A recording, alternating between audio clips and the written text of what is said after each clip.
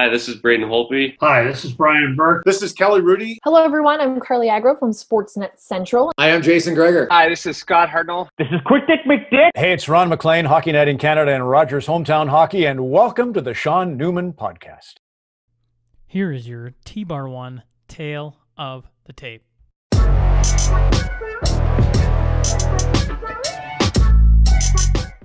Originally from Whitehorse Yukon, he comes from a long line of hunters and trappers. Was raised on a trap line where they bred foxes for fur. He traveled parts of the world as a professional Thai boxer. Now he's a professional hunting guide. You can find him on social media as Yukon Strong, where he's a hunting, wildlife, and firearms advocate. Has his own podcast, Yukon Strong, where he's interviewed CPC leader candidates such as Dr. Leslyn Lewis and Derek Sloan. I'm talking about DJ Sumanic. So buckle up. Here we go.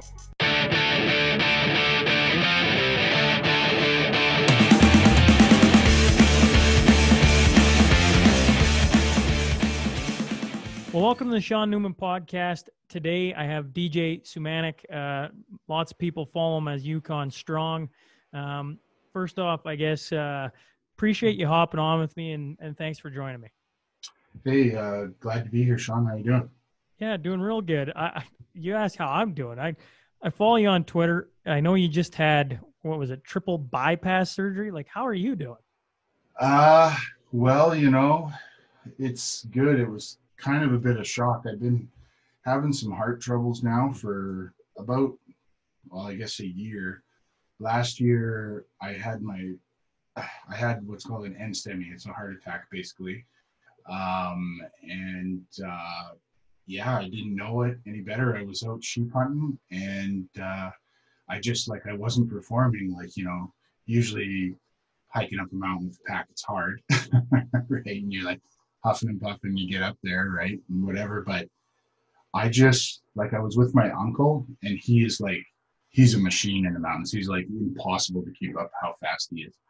And I got to the base camp, like we both sort of knew where we were going. So he just went on his own pace and I went on my own pace. And I was about an hour and a half behind him, which I would say was, you know, slow, but not excessively slow. So he just came up. He's like, I heard you coming up, man. He's like, it's crazy how you don't complain. He says, he's like, I know how hard you're hurting me and stuff. And I said, well, yeah, it's just mind over matter, you know. You put one step in front of the other. And then I got up there, and the next day I kind of felt weak, you know. And then usually by the second or third day you start getting stronger in the mountains, right? And then you guys every day you can go further and further and look for the sheep. And then but I kind of felt sick, and I kind of felt tired. And then by the fourth day, we'd seen all the places. There were no sheep there at the time.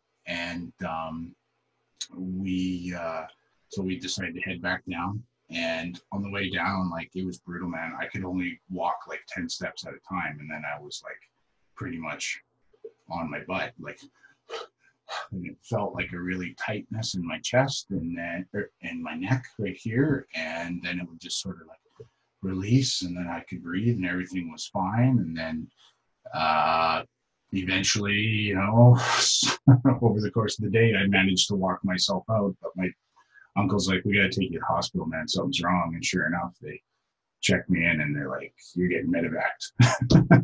So they sent me down to St. Paul's and had what's called an angiogram. They go in there with like a scope and look for problems in the heart, and they found a blockage. I was 90% blocked on. And walked down a bloody mountain. Yeah, that's what I said.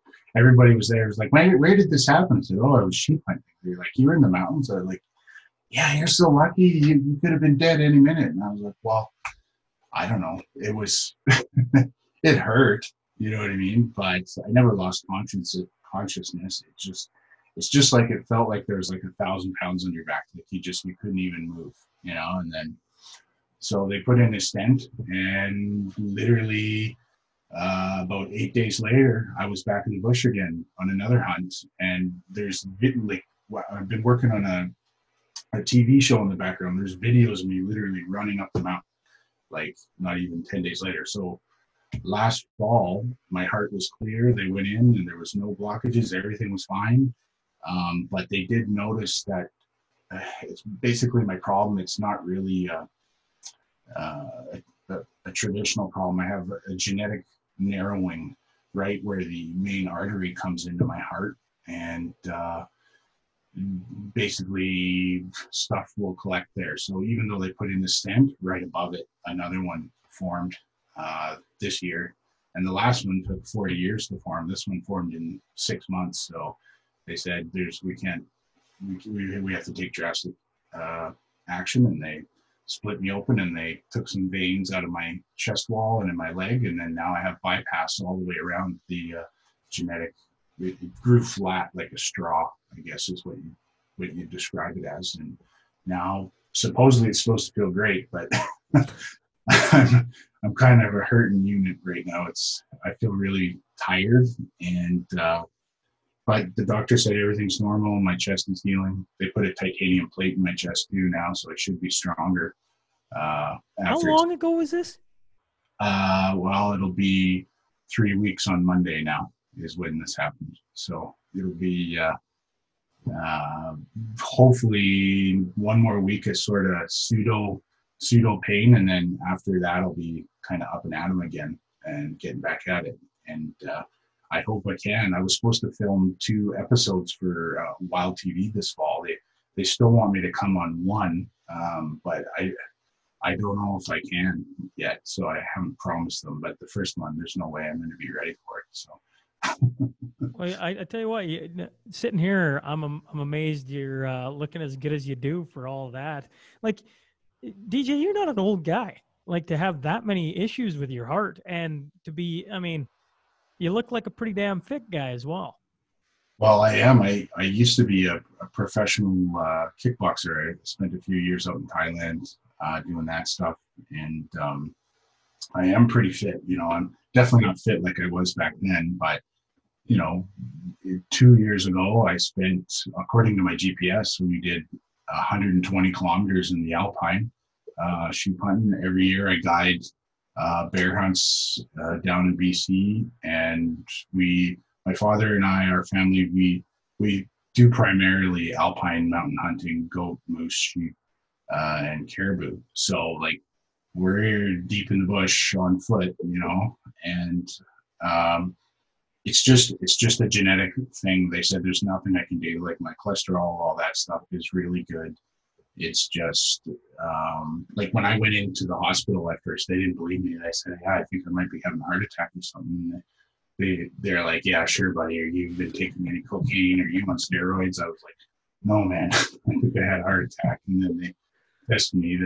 The doctor who came in, he's like, you know how many people come in here telling me they think they had a heart attack? I would have swore up and down you were lying. He said, you're not going anywhere. We're sending you to Vancouver, and you're a walking dead man, he said. I was like, well, is what it is. But my dad, he's had bypass surgery now. My grandpa, he passed away when he was 42. Same thing. Oh, shit. So it is genetics then. Yeah, no way around it. Yeah, it doesn't matter. Like basically now I have to, I don't know what I'm going to have to do, but I've just been eating like lettuce and carrots, man. And you have to do some research on the things you're going to have to do somewhat differently. But I mean, some of that is just, man, that sucks. Yeah, it is what it is. Everybody's got their problems, you know, but like it's a mechanical problem. It's a curable problem. So as long as I maintain my fitness and my diet and stuff, I can still have a normal life. You know, other people aren't so lucky. They get cancer, or they get, you know, other terrible diseases that aren't curable. And, you know, when you're spending time in the hospital, you see that, and it's just like, as bad as it is, I feel like I'm kind of a lucky one. You know, they do some pretty amazing stuff. I just got to go basically through some pain and discomfort here, and then I'll be, in theory, I should have more blood going to my heart by the time this is done. So, well, I'm glad you dealt with me harassing you now for the last 2 weeks with a smile on your face. You know, I know hunting runs, you know, and just listening to you talk there, stumbled across your Muay Thai pro career, and I was like, man, that's interesting. And then you talk about it in your first episode of your podcast, and I was like, geez, you could probably spend a ton of time on that, and maybe we will here at some point. But for the listeners who don't know Yukon Strong, don't know a whole lot about you. You grew up in the Yukon. Like you talk about being out back in the bush. I just feel like your definition of being out back in the bush hunting is just different from most of us. And maybe we could just talk a little bit about your upbringing and living up north, like truly up north. Okay. Well, I guess, so for starters, I live in Whitehorse. Okay. Whitehorse is the biggest city up here in the Yukon. And I would definitely not call that the bush. Okay. Like folks that live up in Dawson, it's a beautiful little town quite a bit north of us. They look down at people at Whitehorse. We're like the city people. Right? But the truth is if we go 100 miles that way out my backyard, there's nobody, right? Okay, the Yukon is still a very remote place. We have had a bit of a population explosion. There's been a lot of government hires that have come up here in the last 5 years particularly. And the population's growing a bit more. So it is like a little bit harder to get away now. Like most of the places around town, all the people who move here, they want to come see what the wild is like or something, you know what I mean? Every time I just went up for a drive yesterday to Fish Lake, just to try and get some fresh air. And I got asked by 3 different people. They're like, where do I go for this? Where do I go for that? They're like, lost. I'm thinking, oh my goodness. Times are changing around here. But I was born and raised on the Mayo Road. It's basically it's the highway that heads north here, and we had a bit of a different upbringing. My father, he was a trapper, so I learned how to trap when I was a kid. And he didn't just trap for fur. We did live trapping for lynx and marten and fisher. So we bred them in captivity for zoos, and that was pretty wild. The lynx they're crazy animals. Like you can't even come within 20 feet of them. They're like meow, freaking out, trying to bite you and scratch you, and it was. We also had a fox farm too that he bred for fur as well too. But most of my life as a kid, basically from the time I was old enough to walk, I was out hunting, on the trap line. We would be fishing, hunting almost every single day, my entire life. And my dad he's quite the character. He still is quite the character. We had a Toyota Land Cruiser. I can't even tell you how many times we got that thing stuck, like literally up to the windshield in a creek or whatever, just going places where we had to get to, and cutting, the trap line, running supplies to the cabins, as a kid, you don't appreciate that stuff. I don't think as much as I do now when I was an adult. Like I got kind of sick of it. I was like, I don't want to go hunting again. You know what I mean? But that's why I probably, as I grew up as an adult, I wanted to get out more and see more of the world. But quickly, after 10 or 12 years of traveling and getting around, the Yukon is, I think, the best place on the earth. I would never ever live anywhere else ever again. I'm so blessed to be here. The world is being destroyed in many respects, I think, from civilization and regulation and all sorts of different factors. And up here, it's still intact. It's still what Canada should be across the country, I think. And it's I think giving me a lot of perspective on a great deal of things. And I think I have trouble sometimes with when I interact with people, because I expect them to come from a perspective that I have, and most people don't have that perspective. You know, like people will go when they travel, they'll go somewhere and they'll go and they'll visit like a country, but they'll stay in like a resort or a hotel or something. They'll say, "Oh, it was nice there," but you know, I spent quite a few years traveling, like living with people.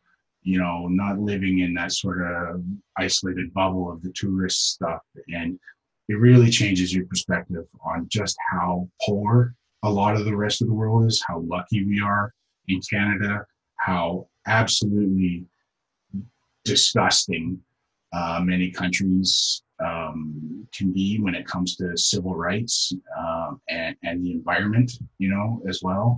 And, you know, I'm just, as I'm getting older here, I'm starting to see a lot of these things sort of creep into our country now through the government, and I've had enough. And that's what started to get me online and try and push back a little bit. You know, like, I know there's a lot of Canadians out there, at least in my circle, that feel this country is in serious jeopardy right now. And it's not just on a singular front, it's on multiple fronts. And somebody's got to say something. We're all polite Canadians. We're all, you know, we don't like to get involved in politics, and we don't like to you know, disagree and argue and whatever. But these people on the other side, they are working 24/7 to pretty much eradicate the old Canadian way of life, in my opinion. And you don't have a choice anymore. We're in an ideological war, and it is starting to become violent, as we've seen in 2020. So I hope things turn around here in the next election very soon. You know, there's a lot there. That was a lot. And I like to usually break things down. I like to go back and circle around of things. Just on your final discussion there about, or points about Canada and what's going on in Canada right now. You know, you're a big advocate for gun owners, and I just can't get over the fact, like the first thing that slapped me in the face. I didn't follow. I'm younger than you. I'm only 34. So, and I left Canada. I left for about 8 years and was in the States and in Finland and kind of all over the place for a little bit. And then I came home. And the first election I ever paid attention to was when Trudeau first got in, and I went, "Oh, okay, Mm-hmm. right." And then last time, I didn't. My brain still can't comprehend it, and I've struggled with that. I feel like a lot of people out west around us around me, you know, Lloydminster and rural communities have struggled with what's been going on. And I mean, every day on the news, just look at what's going on with all the scandals, the corruption, everything. I'm sitting here going, like, this guy should have already been just let out the door and been done with it. But then, you know, you talk to more and more and more people, and I don't know. I think, you know, 80 some percent, 81.4% to be exact, live in cities. And when it comes to guns specifically, you know, I'll throw it your way, but when it comes specifically to guns and they use the word, you know, assault rifle, things like that, most people in cities have never been out past the park, DJ. And so they just go, "Oh, yeah, you don't need guns," right? And that just becomes another thing that just slowly slides away. And if 81% of our population is already living in cities and not doing the, you know, aren't living in the Yukon and seeing firsthand why you need such things, is there a fighting chance that doesn't just keep sliding? Well, it's interesting to you that you bring that up, or sorry, interesting to me that you bring that up. So, for starters, I guess okay, so the first thing that we need to address there is this. I would agree 100% that the urban-rural divide, it's not just with firearms, it's on a whole myriad of issues, right? And we could go down that rabbit hole for a very long time. But The key factors at play, I think, here are that Canadians as a whole we're generally good people. Like I'm pretty right wing, but there's I have family members who are NDP, right? And we can all sit down at the table and have dinner, and we discuss politics. Absolutely. My stepsister, she's hyper intelligent. She's a very very smart person, and we do not agree on anything whatsoever politically, basically, right? But me and her, we get into it sometimes, and I look at it as an opportunity for myself when I engage with her to sharpen my own skills, to see what the other side's arguments are, because she's got answers, right? She's not like, well, because she'll put up a strong argument. And I think right now, like if we look at the gun issue specifically, the folks in the cities, they look at it as it's coming from a compassionate perspective, right? It's emotionally driven. So they say, oh, well, we see all these people getting shot in the United States. We see gang crime getting out of control. I don't really have a gun. I've never been around a gun. Guns frighten me. And so, no, nobody needs a gun. But when a person says, okay, nobody needs a gun, well, that's different, right? Because that's not an issue of compassion. The person there is not actually, I don't think, really has the best interest of anyone but themselves in that moment.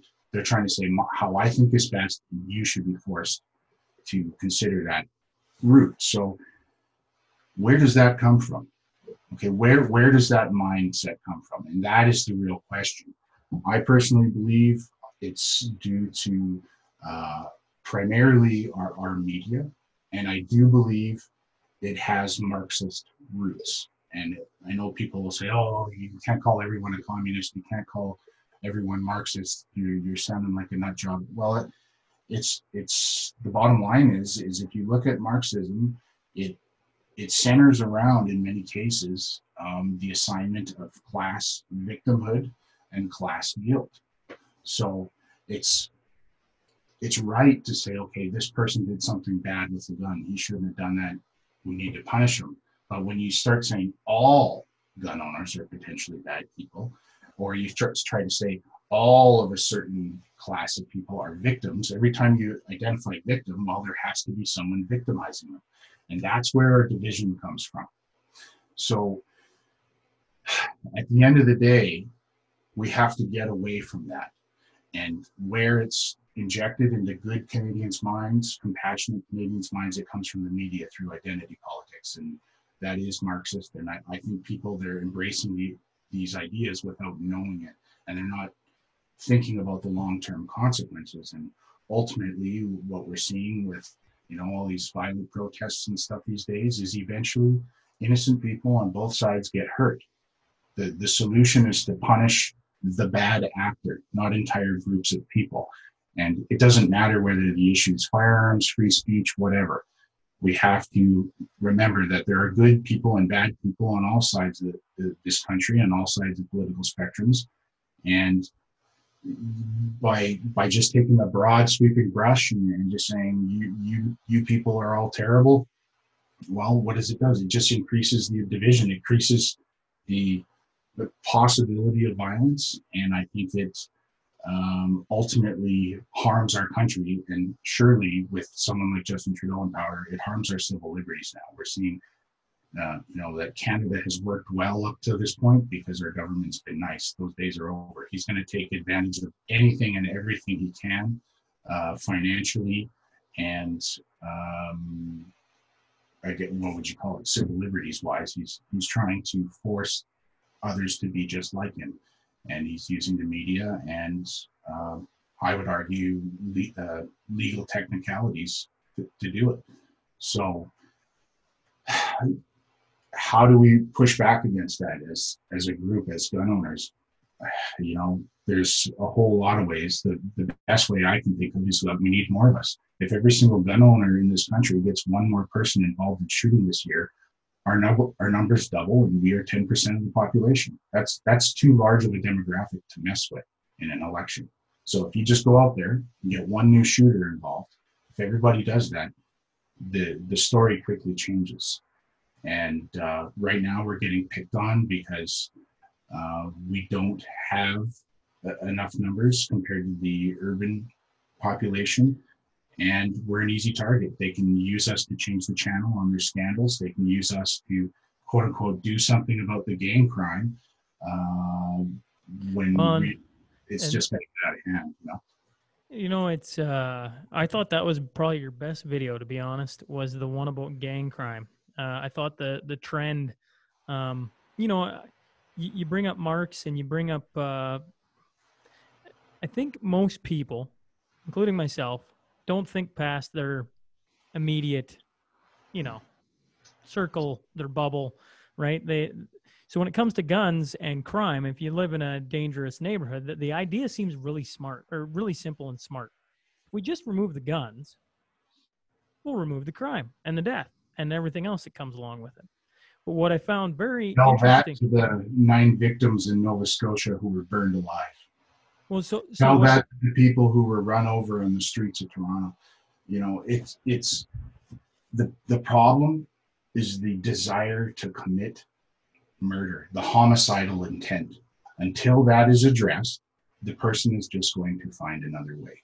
And that is the really sad truth about it. Where, like, that is such a complex question. I don't even know where to go on that one, because what makes a person wake up one day and just says, I'm going to kill? Like, think about that. Like, take a minute and think about going out there and just randomly killing people. It's a horrible thought. It's a horrible thought. And I suspect in many of the cases with these guys, they pull the trigger on the first one and it is not like they thought it was going to be.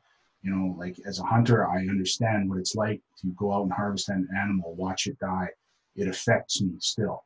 You know, I do it because it's a part of wildlife management. It's a part of, you know, the ecosystem. This is how we maintain things. But, and to do it to a person is, it's people don't understand what they're getting into. And then I'm sure at that point, it's like a psychological break. Like, there's no way out. They keep going and then probably wind up dead by the end of it. You know, it's just, that is the problem that needs to be addressed. You have to look at what is driving people to do these things. And until you resolve that, it's not going to matter, particularly with sharing the border with the United States. There's no stopping the guns. Like, there is no stopping the guns. The genie is out of the bottle. Even if we were able to stop every single firearm from the USA, people can 3D print, you know, and metal 3D printing is coming very soon here. Within the next 10 years, it's going to be consumer accessible. There's no putting an end to a person finding a weapon, whatever it may be. And the people who subscribe to this thought, like you said, it's an easy thought to just, oh, well, if we ban the guns, we'll stop the shooting. Well, it's not gonna be possible. Like, how do you even approach a gun ban, you know, with criminals? Like, how? Like, what would be the first step you take? You're going to kick in their doors, search their house every day? Like, it's just, the solution is that we have to take away the desire to kill. We have to take away the ability to get away with it. I think is another big one here. We have, you know, there's many cases where there's multiple offenders that keep coming back for more. They just get, you know, they'll have like 4 firearms offenses and then they get let out on bail. You know what I mean? Like how is that even possible? You know, if I was caught with, say, a prohibited firearm in my safe, like, I'd be in serious trouble. Like, licensed gun owners, they get the book thrown at them. Like, it's brutal. You know what I mean? But if you're a member of a gang in Toronto, it seems like you just have, like, It's not 3 strikes you're out. It's like 5 strikes you're out. And I'm sure the police, they're frustrated because they go through all the work to catch these guys, and then the legal system just lets them out again. Like, it's crazy. It's just now we're going to say that, oh, okay, if we take my guns away in the Yukon, that's going to somehow solve the problem in downtown Toronto. Like, I don't know. I understand that people have a concern. I understand that people are afraid of firearms because they don't know any better. I understand that they don't get my way of life and other people's way of life. I understand all those things, but at the end of the day, if we're talking about saving lives, nothing that the government is doing or proposing will have any effect whatsoever right now. It will not. And it's been proven. Like, we had a gun ban May 1st. How many homicides have occurred since the gun ban? It did nothing. Absolutely nothing. So the solution ultimately is that we have to change people's minds on this topic, and we do that through exposing them to what kind of people own guns. And they're people like me. They're everyday average people. They're their neighbors. Like, nobody in this country lives on a street without somebody who doesn't own a firearm. Every single person in this country is within range of a firearm right now. And I guess one of the best examples I could say to someone out there in the city who doesn't get it is, like, think back to the first time you got your driver's license. You were sitting behind the wheel, your hands were kind of shaky. Oh, I don't want to hit the gas. I don't want to hit the brake. I don't want to hit the pedal. You're worried about crashing. But with time, with experience, with training and certification, now you're able to whiz by a 4,000-pound piece of metal on the highway at 100 kilometers an hour. You don't even think about it, right? You're normalized to it because you're trained and you have the knowledge to understand how to operate this piece of equipment safely. And you know that the other people near you, they're also certified. They are also trained. So you can trust them. And that's the exact same thing it is with gun owners in this country. We go through multiple certifications. We go through multiple tests, both written and practical, and we get a daily RCMP check. So, there's 2.2 million of us right now, at least. If 1% of us were a problem, you're talking 22,000 incidents a day. Where are all these incidents from legal gun owners? I think it was Senator Andre Pratt. He commissioned StatsCan during the C-71 hearings. He said that in total, I think it was 182 or 186, I can't remember, murder suspects were legal gun owners over the previous 11 years. So keep in mind, that's suspects, that's not actual convictions. And how many? 186, I believe it was, total over 11 years. It was 180 something. I don't have the exact number, but a small, minute amount. Out of 2.2 million people, and then if you look at the number of homicides over the years, like, there's I think over 400 homicides annually. Most of them are gang violence related now, but you're talking less than 20 gun owners a year are suspected of homicide, not convicted, suspected. Okay, he didn't release the numbers of how many convictions there were, because I suspect it was so low that it would have been farcical. So how do you explain that kind of a ratio? 2.2 million people, even if it was 500 gun owners, that's still an astronomically small number, right? Which means that our existing laws, our existing training regime, it's working. And how do we justify, a federal gun confiscation on that kind of, track record? Like, we're like 99.99999%, all law abiding. How do you say that we're causing the crime in downtown Toronto? Then what is the nefarious plan they have with doing that? Well, I think the main reason, like, personally, this is my conspiracy theory, but I don't really think it's that much of a conspiracy. If you look at the track record of the Liberal Party Canada since 2015, um, like let's take climate change for instance. They go on and on about climate change every opportunity they can. Like you'll ask them a random question about something else, and they'll just start talking about climate change. It's like Trudeau has like a set answer for it. Well, what did the Liberals do? Well, they said we're going to put in the carbon tax. This is going to fix climate change, right? So they put in this progressive carbon tax. They've been saying this is a price on pollution. This is going to resolve everything. They've blocked pipelines. They've done all these things. But I ask any person out there watching this, has climate change in this country been affected in any way, shape, or form?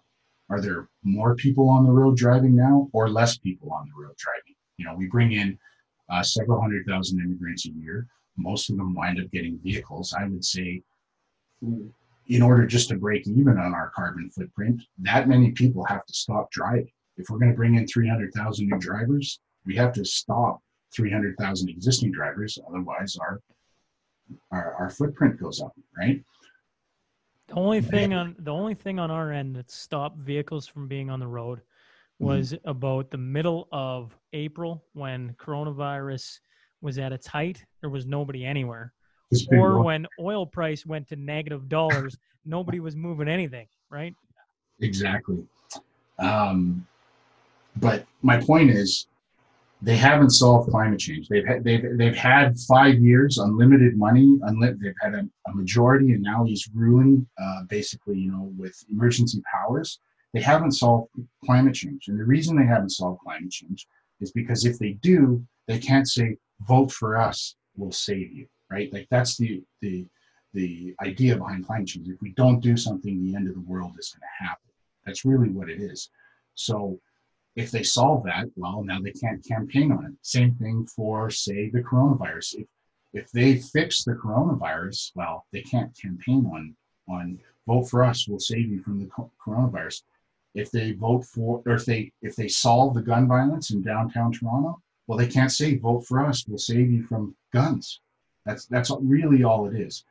And the proof's kind of in the pudding. Since Trudeau got in power, both Ralph Goodale, the initial public safety minister, Bill Blair now, they've been promising $330 million for funding to the Canadian border security as well as police services to combat gang violence. None of it's been delivered. They just keep saying, oh yeah, we're going to do this, we're going to do this, we're going to do this. But now we're at the point in the middle of a pandemic where Trudeau has basically unlimited spending powers. He could give money to anything he wants now. There is no check or balance whatsoever. They have borrowed, I believe it's $500 billion now during this from the Bank of Canada. And where's the money? He was able to find almost $1 billion for this WE scandal crap. And he can't even, find, 10 million, 50 million for, Toronto police services to help shut down the gangs. Like, it's crazy. The only explanation at this point is that it is deliberate, that they want the problem to continue so that they can campaign on it. They can say, don't vote for the Conservatives. They're going to let guns into your neighborhood. Don't vote for the Conservatives. They're crazy gun nuts. That's all they're trying to do. And once you sort of wake up to that and you start to see this pattern, you see it happens on almost every issue. They use the same tactics to garner votes. They want to make people dependent on them for their safety and use emotion to drive Canadians politically, primarily using fear, sympathy, or anger. That seems to be the main tactic I see. So after all that, and listening to all of it, I go, I've fought with the idea in my brain of like, it's just a group of men, women, whatever you want at the top, playing a game of chess and just kind of moving a piece here and letting it play out and, like not really addressing the problems, because if you did that and solved things, in my mind, I feel like then the world would be a better place and then Canada would be a better place. Instead, they keep throwing roadblocks every which way, or at least that's what it feels like. I can't, can't speak for everyone. I can only speak for myself and what I see. And what I see is just growing and growing and growing frustration, but from both sides. Both sides, there's just this divide between everybody. Everybody hates everybody. But you've traveled an awful lot. You've been in a lot of places. Are people that ignorant on the other side as we are over here? It certainly doesn't feel like it. I've talked to enough people.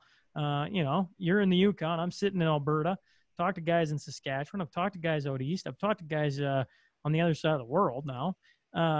There's great people all over the place. Yet here we sit. Trudeau's doing what he's doing. It feels like, I don't know. I don't know where we're going with all this. And I'm not 100% certain he gets voted out in the next one, which is even more like hurts my brain. So what's your question? So you're saying, do you think other places in the world are being treated how Canadians are right now? Or what do you I don't quite understand what you're trying to get at. I guess what I'm trying to say is I don't feel that all Canadians are painted with one brush. Absolutely not. But why is it then that common sense, what you're talking about, your video about, the different guns or even gang violence versus why the murder rate goes up, right? Why can't that be broadcast out and put out to the public and just be like, listen, this is what's going on. This is what the data shows. And if we do this, this, and this, we'll actually eliminate a bunch of the problems. Why wouldn't that be the road to go down? Wouldn't that get the Liberals voted back in, or the Conservatives, or whoever is running? Well, the problem is this, okay? So let's take a perspective. Let's say I'm a hardcore Trudeau supporter in downtown Toronto. I've been, voting Liberal my whole life. That I believe in the policies that, the Liberal Party stands for. Let's pretend I'm that person. And I'm just going along, cheering them on, doing my thing, voting for what I can, supporting these policies in my own life, however I can. And then one day I turn on the TV and then Justin Trudeau's in blackface. Okay? How do you rationalize that as a Liberal voter? You can't. Okay? You cannot rationalize that. You can't be like, I support Black Lives Matter, but I voted for Justin Trudeau. Those two things are mutually exclusive. So what happens is it becomes easier for people to deny reality than confront the fact that their belief system may be an ideological sham, that they have been duped. But if Andrew Scheer or whoever on the Conservative side came out tomorrow in blackface, I feel like I'd be like, well, that guy's a complete and utter idiot, and I'm not going to vote for him. It doesn't mean I'm not a Conservative, though. Because you and I run off logic. They run off emotion. Not always. Many. I shouldn't generalize like that. But the majority of the people that I come across in my as political opponents, they are emotionally driven. Okay. They feel that by standing up for whatever it may be, climate change, whatever, it's their little chance to be a bit of a superhero and do good for the world, right? Now, some of them take it too far. They get into virtual signaling where it's not even really about solving the problem. They just want to get likes on their Facebook feed for standing behind an issue and things like that. But I don't even want to go down that road. No, there's a bit of vanity in the world, but at the end of the day, it's really about looking at what's actually happening, looking at what you've supported and realizing that you may have made a mistake. And people don't like to admit that they've made a mistake.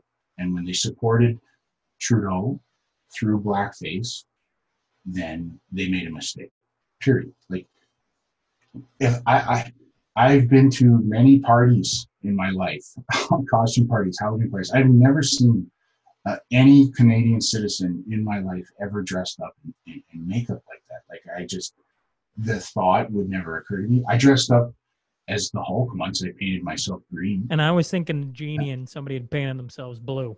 Yeah. Yeah. I seen somebody in a Smurf costume painted blue. Oh yeah, or Smurf, yeah.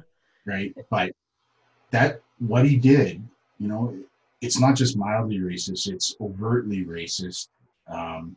He could have just, you know, it could have been an accident, it could have been whatever, but any other person on this planet, okay, like think about if Donald Trump was caught in blackface. You know, it would be That might, but with there would Donald be Trump, there'd be riots. there probably would. But Trump somehow, would it surprise you if Donald Trump was in blackface all of a sudden? Some of the comments he has and things he does. You know what? I mean, it would surprise me, but I mean, you know what I mean? Like what I'm saying is he's a guy who likes to live going over the edge lots. I don't know. I'm not a huge, like, I follow American politics a little bit, I guess, but right now I see far more danger and threat in Canada. In Canada. I see all the things that Donald Trump's been accused of. Justin Trudeau has been convicted or found guilty of now, pretty much all of them, from racism to sexual harassment to corruption, okay, to arguably, you know, illegal lobbyist activities, interfering with the election in a way, you know. So whatever Donald Trump is to anyone, that's great. You can hate on all you want. At the end of the day, Justin Trudeau is up to the exact same tricks he has, and there's proof of it. It's not accusations; it's proof. Well, no, it's been shyster move after shyster move now for I don't know when was SNC Lavalin. How long ago now is that? Yeah, that's the problem. There's so many scandals. Like I remember, like I think it was like 3 or 4 years ago. I just started a list. I was like, holy, I can't even keep up with all this crap anymore. And you know, I have to go back and look at my list now because it's like every day this happens and then this happens, so you forget about this, and it's like what is going on, you know? And I'll tell you what's going on, Sean. Is the fundamental problem is that our country does not have a strong enough legal framework in its foundations. The charter really is kind of a joke in many ways because it lays out all these rights and freedoms, but the government has the power to infringe them. If you look at, say, Bill 21 in Quebec, okay, we're supposed to have a right to religious freedom. Well, the government just said, no, you don't. Okay, so what's going to happen? Now you can fight that in court, you can challenge it in court, and then you can, you know, appeal it and go all the way up to the Supreme Court, and you can pay a lot of money, and eventually maybe kind of sort of if one of these Supreme Court justices agrees with how they interpret the charter, you might win and it might establish a precedent. But that's the country we live in now. It's a seize and infringe first, let the courts sort it out later situation. And gun owners across this country know that more than anyone else. And people don't realize that until we change that dynamic, like we have to have some sort of a constitution or amendment to our existing charter or something that forces our government to uphold the rights of the citizens. Right now they don't. It's open to judicial interpretation, and that means it's subject to the biases of those who read it. And that's why everyone's worried, right? It's like, oh God, the Liberals got in. Okay, the Liberals got in. Now what are they going to do? They're going to try and ban guns. And they're like, oh, the Conservatives got in. What if they try and ban abortion? What if everybody is worried about losing their own rights. So they become comfortable with the idea of trampling on the rights of others. And that's not Canadian. That's not the Canada that I grew up in. And the only way to fix that is that we have to ensure everybody's way of life is solid, that this is never going to happen, that Trudeau can't just write an OIC and screw over every gun owner in the country without a vote. It's absurd. It's absolutely absurd. I will agree that is absolutely absurd when one guy can have the ability to do that. Yeah. So at the end of the day, particularly with guns, where it's turning into a property rights issue. It's not really a gun rights issue. If the government can seize, firearms from Canadians, they can seize your bank account, they can seize your home, they can seize your vehicle, and people say, "Oh, they'd never do that." Really? Because I'm reading articles online right now about how trucks are mean and scary looking, and they use too much gas and stuff. I guarantee you that the Liberals are going to do some sort of crap like that, saying these types of trucks aren't allowed anymore, and they're going to say do it under the guise of the environment and blah blah blah. And it's just like, meanwhile, Trudeau's flying around the country with 2 jets. Like it's really that simple. Yeah, it's hypocritical. Exactly. It's rules for you, but not for me. And, sure, the environment is an important thing. We all got to take care of this world. We all got to do our part. But none of the people I know pushing for these extreme environmental measures are living by these rules in their real life. Maybe some of them here and there, but most of them I see, they drive to the protest. They're all wearing plastic fibers. They all got smartphones shipped here from China that are made with metal and glass that have been mined with heavy machinery and delivered and smelted using fossil fuels, period. So what I'm hearing, if all those people started, following what they believed, it would actually probably have an environmental impact, but they don't. They want to just blame everyone else. It's about, like I said earlier, it's about weaponizing the issue rather than solving it. They want to create division and shut down their political opponents to maintain power rather than actually solve the issue. what I'm taking out of this entire conversation is I feel like most human beings are just simple folk. We want to go to work. We want to make some money. You want to spend it on a truck. I want to spend it on a car. Maybe I want to take the bus. Maybe I'm going to do this. But as a government, if we addressed, as a government, if we address some of the big issues, if climate change is truly, because I mean, that's, it's been muddled so many times. It used to be global warming. Now it's climate change. And nobody seems to know one way or another if there's anything there or not. But if it truly was, they should be working on the solution, not just say we're going to stop everyone from driving and cut out oil.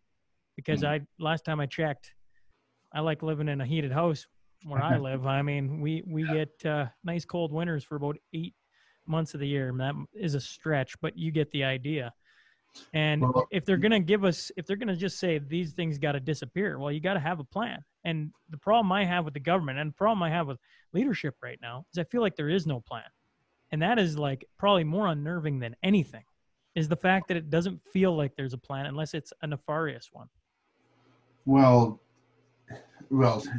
if you want to talk, like if we look at climate, I think my opinions on climate would surprise a lot of people because, I've been in the bush hunting my entire life. Okay. And in the Alpine, and specifically once you get north of 60 here, you see the effects of climate change. Okay. Occurring, right? Period. So what are the effects? Okay. Yeah, I'd love to hear. Okay, so here's an example. All right, when I was in grade 10, we went on a class school trip to, I believe it was Juneau. There's a glacier. It's called Mendenhall Glacier. And we got in the school bus, and we all went out there, and it was quite a drive.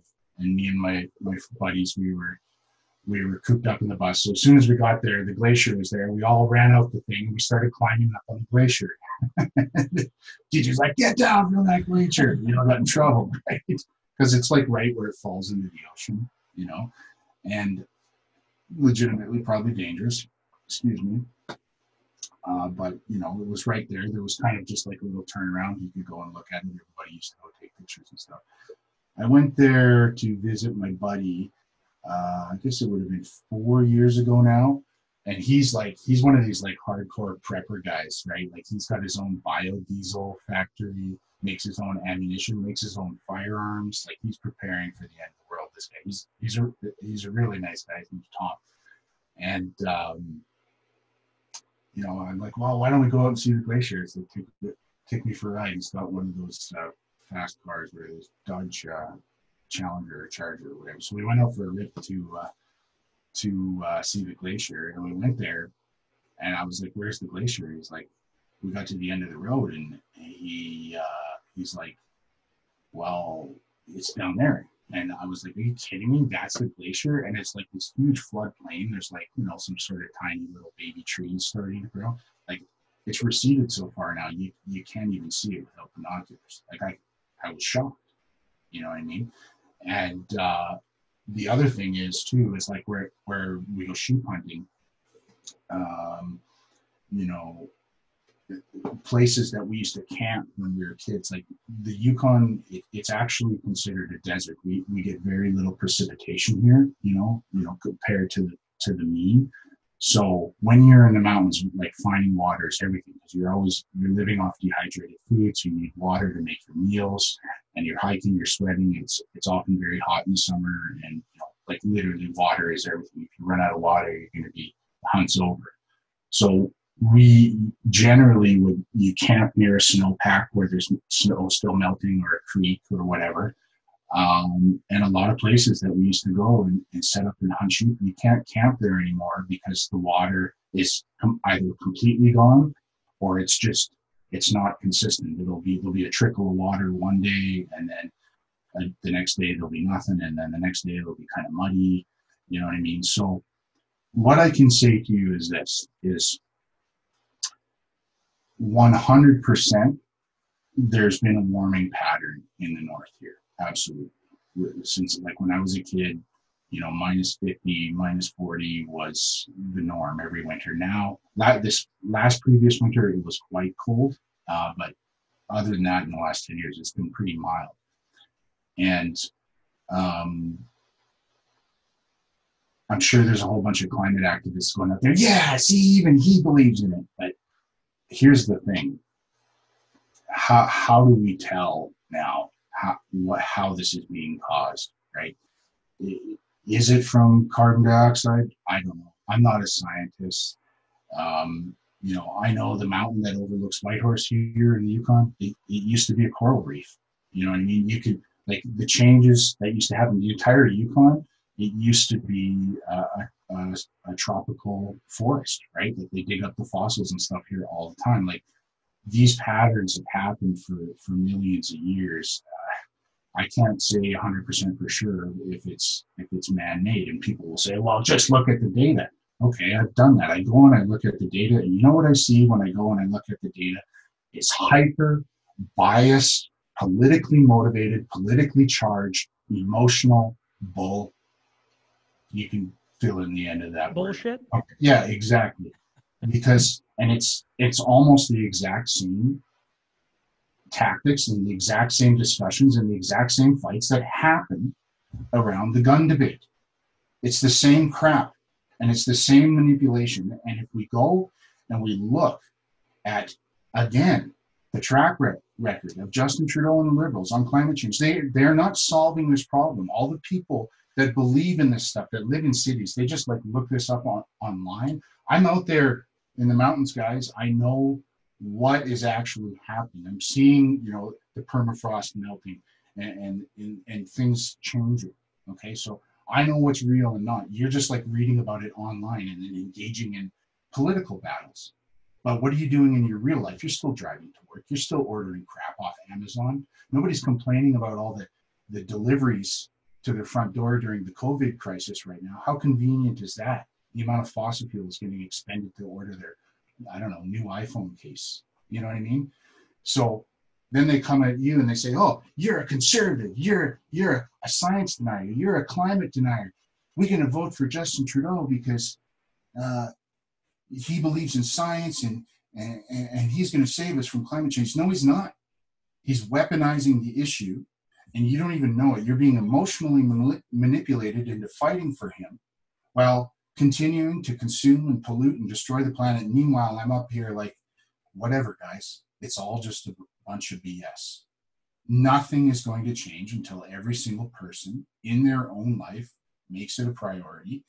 And is it even man-made? Is it even caused by us? I don't know. I don't have the ability to definitively say that for sure.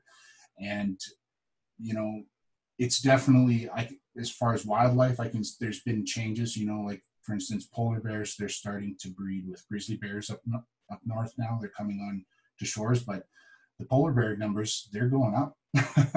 Like my close friend, she's on the management board to monitor this stuff. Out in Alaska, they're saying that the numbers are down, but here in Canada, the numbers are going up. The polar bears are doing quite well, surprisingly. A lot of the scientists are scratching their head at why, but that just tells me, because they don't know what they're talking about. They don't know. It's all just a guess, right? They think that things should be the same forever, but they're not. That's the nature of the world, the nature of things. It changes, right? It's actually an interesting contrast, because if you look at conservatives, politically, socially, and economically, we don't want things to change. We want things to be stable and good and strong and prosperous for everyone. Whereas the other side, the political left, they want to try and always change. They're always trying to make things better. And like, guys, Canada is like 99% good. Making a change, the odds are it's going to be a change for the worse. But then you look at the environment. Well, now the Liberals, they're trying to make it so it's like frozen, like it's going to be just like this forever and never change, it's an impossible goal. It's an impossible task.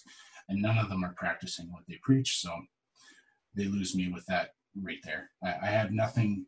I have no time or ability to hear your argument about any of this stuff until you stop driving your car. Like, it's just really that simple. Like, you have to practice what you preach, or you are just a hypocrite, and nothing that comes out of your mouth is ever going to make any sense. It's rules for me, but not for you.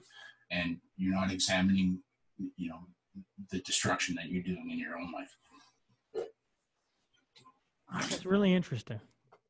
That might have been the most interesting part of this entire sit down is, and what I find fascinating about it is you're seeing it firsthand, but in my brain, I try and listen at all times, try and quiet the inner thought. But my inner thought went, yeah, the farmers talk about it around here all the time, right? Like, you go through life cycles or cycles in the weather patterns and things like that, and dry spells. And even as a kid, I can remember how dry it got in the 90s, and then it's come back different, and now the water's back. To think one person out there just has the answer is probably telling all of ourselves a lie, right? And 99.9% of people are only worried about what's right around them and their comfortability in life. Mm-hmm. And Canada, like you say, is arguably the best place to live on the planet. But when things went rough, all the, let's save the world, let's stop doing this, let's get rid of XYZ. Well, then you're right. The Amazon truck started rolling by and everybody was happy about that. And then the restaurants were closed, but you had skip the dishes and everything came in plastic cases on top of plastic on top of plastic. And where does all that stuff come from? Ban straws, though. But ban straws. That's right. Right. So that's what I mean. It's ultimately, like, if you're not a person who's involved with any given subject directly, all you can do is you go off by the media that you're fed through websites and mainstream media. And right now, those sources, they are purely 100% 24/7 politically motivated. Like, the CBC does not publish an article or a news segment that does not have some form of emotional manipulation attached to it. They want to make you feel something, right? They want to make you feel afraid. They want to make you feel sympathetic. They want to make you feel outraged, angry, whatever. Word choice. I was laughing before I came on here because the government, I didn't know what it meant. And if I don't know what it means, there's probably a lot of people that don't know what it means. It was prorogue. Yes. I went, what the hell is that? Right? If it had been a different government, they would have said they disbanded they would have used some term that emitted emotion right away instead of confusion. Right? And so I get what you're saying. I think I don't. It's kind of my journey, talking to different people from different walks of life. A lot of sports on here, but a lot of different people from a lot of different walks of life. And the one thing I think that people all can do immediately that listen to this or listen to your podcast, everybody's got a smartphone. You can look, just because they feed you some piece of information doesn't mean you can't fact check, doesn't mean you can't go down the same rabbit holes you've talked about. If you're worried about the environment, go take a look. Maybe start seeing for your own eyes. Because just to read a tweet or see a little minute video isn't exactly always factual, and you don't know what the motivation is for a lot of it. Well, okay, a couple of things there. So first things, if people out there want to see a prime example of this type of manipulation that I'm talking about, is you can recall when Justin Trudeau first took over Parliament back in 2015, late 2015, they said, the Conservatives say, yeah, we finally got the budget under control. We left you a mild surplus. And they denied it, said they were lying. There were national news articles saying that it was baloney and that this is not the case. But if you go, you can look it up on the Finance Canada website. There was, in fact, a $1.8 billion surplus left to them. And then, just to further nail that message home, Bardish Chagger, Liberal MP, in one of her live debates in the run-up to the last election, she admitted during the debate that there was, in fact, a surplus left to them. Okay, so they spent 4 years denying that. The media helped try to deny that. And why did they do that? Because they want to, it's all about power over ethics. They want to maintain power. They want to make it seem like they're the heroes, and that by supporting them, you're just a little miniature hero, and that you're on the side of the good, and your political opponents they're the enemy, right? It's just one more source of the division. But those facts are 100% verifiable. And if they lied about something so small, like who cares if there was a $2 billion surplus? What does it matter? What, like in the scope of things, what does it matter whether the Conservatives left Justin Trudeau a surplus or not?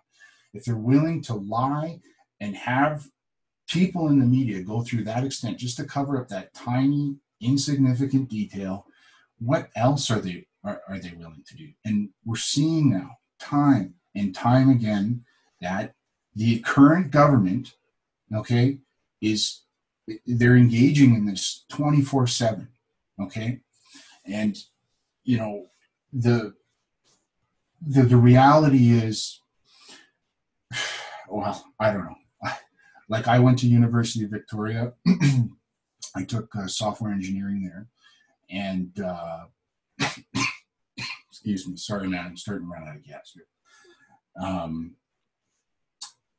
You know, I know what university was like when I was there. Okay. And, you know, we were taught not to inject bias into our essays. You know, if we put bias in our essays, we got marks taken off, right, on our reports and stuff. And, you know, most of my classes that I took were math based, of course, which is really just kind of cut and dry. It's right or wrong. But I think nowadays the opposite is happening. I think students are being encouraged to inject bias. They're being encouraged to develop narratives and encouraged to develop followings to have a greater effect on change. And these people, they wind up seeking jobs in government and in media. And we're seeing the effects in real time. Like, that's why there's so much emotion injected into the news now. And probably there's also a financial aspect, right? Because controversy sells, and most of the mainstream outlets, they can't survive now without government funding. So they got to stir up the pot in order to get people to click and get the ad revenue coming. And that's not always going to happen if you just tell the truth, you know. But I do think now more than ever, there's a hunger from Canadians out there for the truth. I think if I was the leader of the Conservative Party, if I was formulating a strategy for the next election, I would attack Justin Trudeau savagely on blackface, on groping. I would remind every Canadian exactly what this person is, exactly what he's done, exactly what he's lied about. And in debates, force him to answer. Say, how do you think Rose Knight felt when you appropriately touched her? How do you think she felt? How do you think, you know, a person feels when they see you in blackface? How do you think our country feels about you representing our people wearing blackface? You know, ask him these questions repeatedly over and over, and people will get sick of it, but he'll be forced to confront his own BS. And that's the problem. The media is, they just let him, they get away with everything. He's isolated 24/7. And that's what the people, like I said, in the cities, they just get fed this. All they can go off is by what they see. And if they don't see that, they see, oh, how happy he is and how wonderful he is and how good he's doing and all the nice messages he's putting out there. But what he says and what he does is two different things. And like, we're headed for serious trouble now with this money situation. Like, our dollar's going to tank here at some point when inflation hits. I'm personally predicting right now that by the time Trudeau leaves, our deficit is going to be between 1.6 and $2 trillion. That's what I think. I think that's a really high number compared to where we are right now. But, you know, if you look at what just happened with Morneau yesterday, he was, they were arguing about the spending. And you have to ask yourself, what kind of a number frightens a far left socialist liberal finance minister? How big does that number have to be before he says, whoa, guys, that's too much money, and starts fighting with Justin Trudeau over it? And like, that's really the frightening thing. Really, Blacklock's reporter, I think, said that over the last 120 days, we've borrowed just over 500 billion now. Where's all that money gone? Do we have, you know, better roads, more hospitals? No, most of it's, vast majority has gone into CERB, which I understand people needed some help and stuff, but, you know, we could have just shut down the border. Canada could have shut down the border completely, no one in or out, and said, okay, if you want to come to Canada, you have to submit to a COVID test and you have to stay at a facility. And you also have to pay for that COVID test, by the way. And if you're unwilling to do that, then you don't get to come to our country. If we'd have done that right at the beginning, none of this would have happened. Our economy could have kept running full steam ahead. We wouldn't have had any, you know, shutdowns. We wouldn't have had to borrow any money. Okay. We could have found where the virus got in, contained it. You know, it just needed some more aggressive measures taken. And what did Trudeau do? He was worried about, you know, the racial implications of things. Remember that? Oh, we can't stop flights from China. That would be racist. Well, no, it's a pandemic. Like, it's a freaking virus. And then he quickly realized, well, I don't have a minority and everybody's arguing with me and I'm probably not going to get to do what I want. So why don't we just fan the flames of this situation a little further, and then I can shut down Parliament and just rule via OIC from my couch. And that's what he's been doing ever since. And I suspect that the pandemic is going to drag on for at least another year. He's going to milk this for as long as humanly possible, because the minute he lets it go, everyone in Parliament is going to jump on him. It's going to be a minority government, and the only way through it will be an election. And right now, I think would be a good time for an election for the Conservatives. Like in 2-3 months, I think we could probably win, but who knows what happens in 8 months. The rumor is he's going to be pushing massive environmental initiatives. So I think he's going to really go after oil and try and completely end the oil economy in Canada and replace it with some sort of green, expensive BS. That's not going to work. That's not going to, it's going to cost billions of dollars, and it'll temporarily sustain the economy, but it'll all be done through lending and not a long-term solution to our economic problems. We need to get our resource sector going, and until that happens, Canada's going to suffer. Well, I think that's where we'll leave it. You've You've given me more time than I thought you were going to give me. I think your heart's doing pretty good myself. Got nothing to do but sit here and think, man. It's rough. Well, you've got my brain turning, and that probably means at some point I'm going to have to get you to sit down again. When I invited you on, I really, really wanted to talk about a couple other things. I really wanted to talk about you hunting and parts of that. You have different things you put on social media that I find really fascinating. But this has been an eye-opening hour for me, and I hope people listening enjoyed it. I hope they got to learn a couple things. I hope they go do some research too. I mean, that's the next step for me, is to go back and crack the books all over again and do some digging. But and saying that, DJ, I've really enjoyed you coming on. I'm glad you accepted. I'm glad you came on and talked, and I hope you feel better soon and are back out on the open trail soon enough. I'm sure you will be. Yeah, I suspect most people will just be tuning into Netflix after this, but that's the way of the world, right? If you want to talk more about the hunting stuff and whatever, we can. But I'm working on sort of my own little series in the background here that I'm going to share that world with everybody. And it's really unfortunate this heart thing sort of happened at the time it did, because we had major hunting plans, stuff for this fall. They all just went out the window now because I just can't go, right? Like, it's going to be 2 months before I can think about it.